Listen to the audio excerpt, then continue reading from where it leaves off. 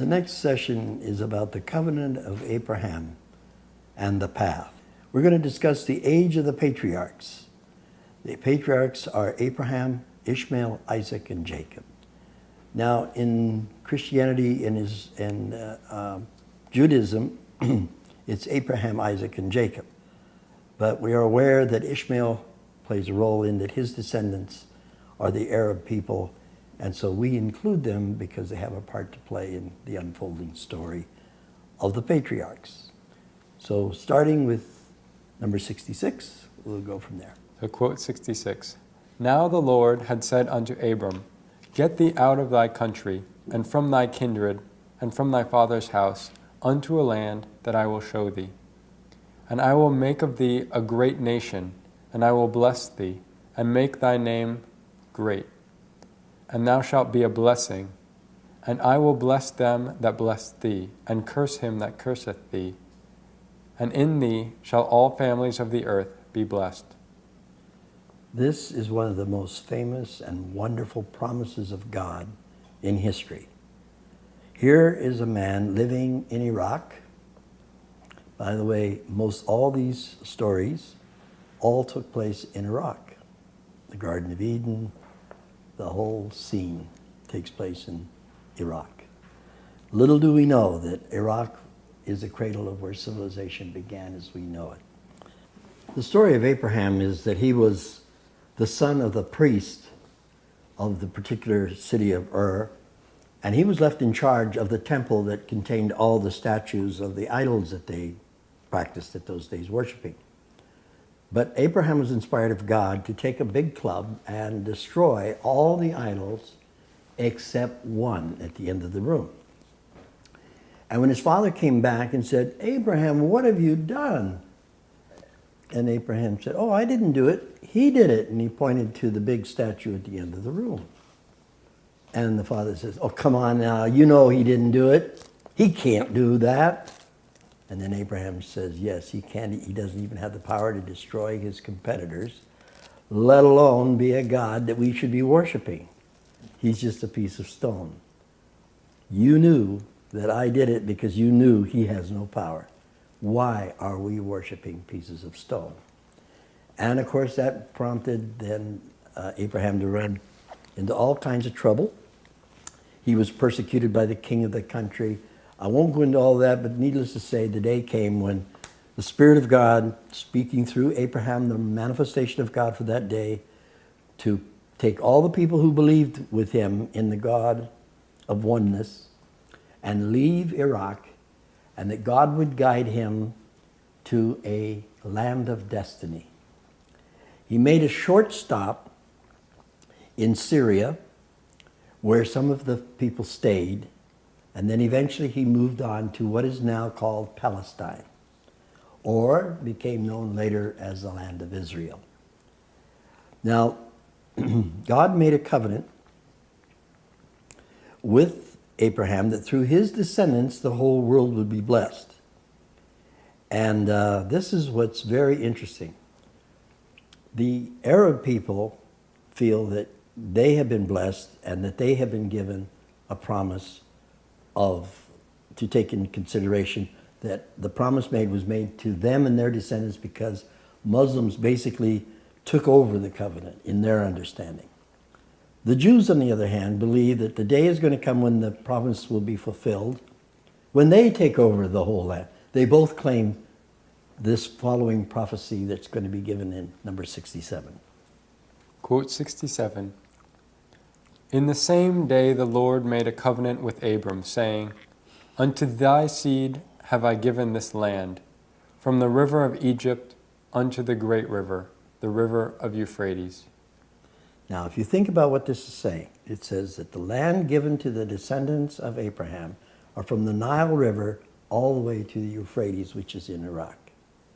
Now, what's interesting is that Arabs live in that land, and Israel is also in that land.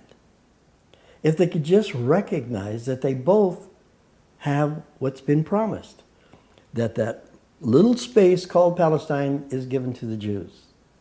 It's been promised by God from the beginning. They know that that's true. But they got driven out by the Romans, and eventually the Arabs came into there and started occupying the land. But when God says in the Bible, I will bring them back to Israel and reclaim the land for them, they should be, and you know, in the early days, many of the Arabs were 100% for this. They welcomed the Jews. They made a lot of money selling land to the Jews. But over time, you all know, it's got broken down.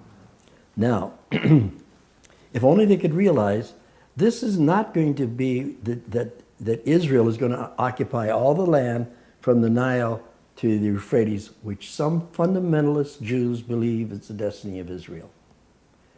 On the other hand, it's not the destiny of the Arabs to say they can have all this land and they don't have room to let Israel have the little sliver of land that they've got. If they could only look at each other with new eyes and recognize the promise is fulfilled. Isn't that interesting that this was written, what, 3,000 or 4,000 years ago? And that's exactly where the descendants of Abraham are. It's just that they're not satisfied with the way it is to see the beauty of it. We Baha'is can see it, and we need to bring that to everybody's attention. God makes this covenant with Abraham and his descendants. Abraham had a wife originally. Her name was Sarah. She's the wife that he chose out of love.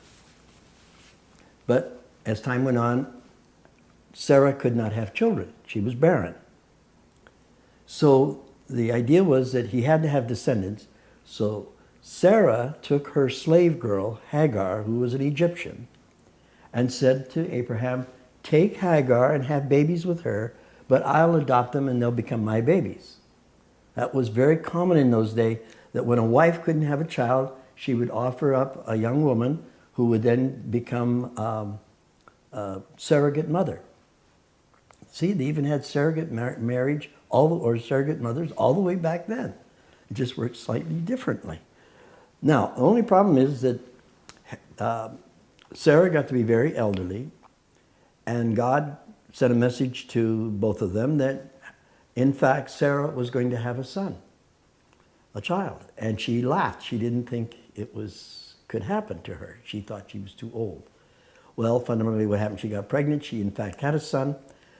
But the child born of Hagar, whose name was Ishmael, was 14 years old when his younger brother was born.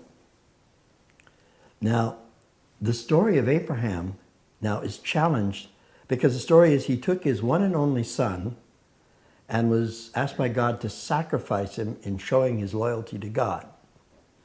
Now, the Jews know that, of course, that's Isaac, his true son. And of course, the Arabs know, no, it's Ishmael, his only son at that time. And that's where some of the dispute comes in. It really doesn't matter because they're both sons of God, sons of Abraham. So Ishmael is the father of all the Arabs, and Isaac is the father of Israel or the Jewish people. It is true that there's always one blessing that's given, what we call the birthright blessing. One group have a preeminence for purposes of God to carry out a special duty.